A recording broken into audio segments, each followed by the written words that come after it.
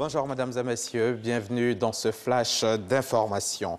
Elle avait marqué les esprits début août en remportant 2 médailles d'argent sur le 100 mètres et le 200 mètres dames lors des championnats du monde d'athlétisme à Londres en Angleterre. L'Ivoirienne Marie-Josée Talou est arrivée hier samedi 2 septembre à Abidjan. La sprinteuse de 28 ans a été chaleureusement accueillie à l'aéroport d'Abidjan par ses soutiens. Le reportage de nos confrères de RTI Sport.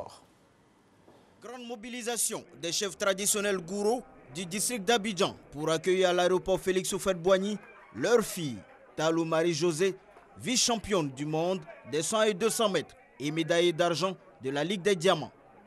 Un accueil familial et officiel de la République représenté par le ministre des Sports et Loisirs, François-Albert Amicha, venu dire à Kwaba à la fille de Zougou Nefla et lui porter le message du président de la République. Le chef de l'État qui est rentré de voyage avant-hier avec Monsieur le Premier ministre ont laissé des instructions au ministère des Sports et des Loisirs afin que dans les prochains jours, des propositions soient faites pour qu'une réception officielle soit organisée à votre endroit. Et vous savez tous que le chef de l'État, quand il reçoit un athlète qui a su porter haut le prestige de la Côte d'Ivoire, il se montre très généreux. Heureuse de l'accueil que lui a réservé ses compatriotes, Talou, la gorge nouée, a remercié l'ensemble des Ivoiriens pour leur soutien constant. Vraiment, je remercie Dieu et tous ceux qui m'ont soutenu, tous ceux qui ont prié pour moi, ma famille, mes amis, toute la Côte d'Ivoire en général. Là, je n'ai pas de mots parce que je suis au bord des larmes parce que je ne m'attendais pas à cet accueil. Ça fait plaisir de savoir qu'il y a beaucoup de personnes qui sont derrière, qui me soutiennent, qui prient pour moi, mes papas, mes mamans et tout. En attendant d'être reçu par le chef de l'État, Alassane Ouattara, Talou peut profiter d'un repos bien mérité. Et voilà une victoire qui fait du bien aux éléphants de Côte d'Ivoire et à leur sélectionneur Marc Wilmots. La sélection ivoirienne est repassée en tête du groupe C devant le Maroc en éliminatoire de la Coupe du Monde 2018 hier samedi 2 septembre. Les Ivoiriens se sont imposés 3-0 à Libreville, laissant ainsi peu d'espoir de qualification en Russie au Gabonais. Sébastien Ouignan. Dominé depuis l'entame de la rencontre, le Gabon plie mais ne rompt pas, à l'image de ses occasions vendangées par Salomon Kalou à la 11e et à la 31e minute de jeu. La domination ivoirienne est stérile jusqu'à la pause. 10 minutes après le retour des vestiaires, Max-Alain Gradel prend ses responsabilités. Il passe la défense gabonaise en revue avant de battre Yves Bitseki d'une frappe croisée. La Côte d'Ivoire est lancée. Yao Kwasi Gervais choisit la 76e minute pour adresser une passe à Doumbia Seydou. Entre deux défenseurs, l'attaquant ivoirien ne tremble pas. La Côte d'Ivoire mène 2-0 et ce n'est pas encore fini. Le duo Gervinho et Doumbia Seydou récidive. Le capitaine ivoirien offre un bijou à son compère d'attaque qui inscrit son deuxième but personnel de la rencontre. 3-0, score final. Cette victoire permet à la Côte d'Ivoire de s'offrir la tête de la poule C avec 7 points en attendant le match retour le mardi au Stade de la Paix à Bouaké. Après le sport, venons-en à la journée chrétienne de transfusion sanguine, une activité organisée par les chrétiens célestes de la commune de Yopougon en collaboration avec une ONG.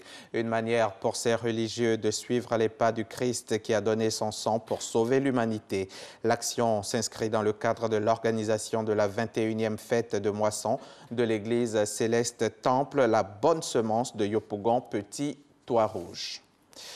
L'actualité internationale au Kenya, c'est un vrai coup de tonnerre de la Cour suprême. La haute juridiction du pays a annoncé vendredi l'annulation de la présidentielle du 8 août et ordonné la tenue d'une nouvelle élection dans un délai maximal de 60 jours. La coalition de l'opposition NASA ainsi que son candidat Raila Odinga ne cachent pas leur joie.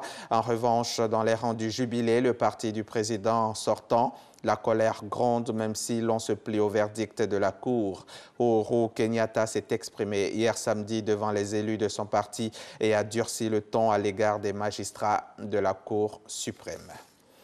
Au Congo-Brazzaville, le personnel de l'université publique observe une grève générale illimitée depuis vendredi 1er septembre pour n'avoir pas obtenu satisfaction de ses revendications qui concernent, entre autres, le paiement de 3 mois d'arriérés de salaire et la subvention allouée par l'État. En face, les autorités répondent que l'origine du problème se trouve dans la crise économique qui frappe tout le pays. Pyongyang a testé ce dimanche une bombe à hydrogène, un essai qui s'est révélé être une réussite selon les autorités qui ajoutent que l'engin peut être monté sur les missiles à longue portée. La Corée du Nord affirme donc avoir réussi à faire exploser cette bombe thermonucléaire miniaturisée à 2 étages, capable de frapper un autre continent, sous-entendu les États-Unis.